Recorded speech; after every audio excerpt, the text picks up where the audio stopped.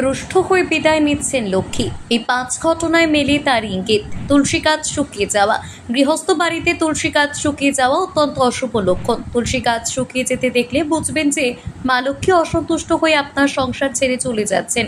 Call থেকে জল পড়া। কল থেকে নাগারে ফোঁটা ফোঁটা জল পড়ে যাওয়া বাস্তুমতে অত্যন্ত অশুভ। এই ঘটনা লক্ষ্মীর বিদায় এবং অলক্ষ্মীর আগমনের ইঙ্গিত দেয়।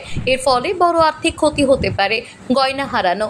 মা লক্ষ্মী হলেন সম্পদের দেবী, তাই টাকা বা গয়নার মতো দামি কিছু হারিয়ে যাওয়া লক্ষ্মীর বিদায়ের ইঙ্গিত দেয়। আপনার সংসারে লক্ষ্মী আর থাকতে চান না, এই ধরনের ঘটনা তারই ইঙ্গিত দেয়। টাকা হারানোর স্বপ্ন। যদি বারবার স্বপ্নে টাকা হারাতে দেখেন তাহলে সতর্ক হয়ে যান, এটি অশুভ লক্ষণ। মা লক্ষ্মী কোনো কারণে আপনার ওপর কুপিতা হয়েছেন, এই স্বপ্ন তারই ইঙ্গিত দেয়। রূপোর কয়েন হারানো। রূপোর কয়েনে মা লক্ষ্মীর বাস বলে মনে করা হয়, সে কারণে অক্ষয় তৃতীয়া এবং ধনতেরাসে রূপোর কয়েন কেনার রীতি প্রচলিত রয়েছে। কিন্তু রূপোর কয়েন হারিয়ে যাওয়া অত্যন্ত অশুভ। এর অর্থ মা লক্ষ্মী রাগ করে বিদায় নিতে চলেছেন।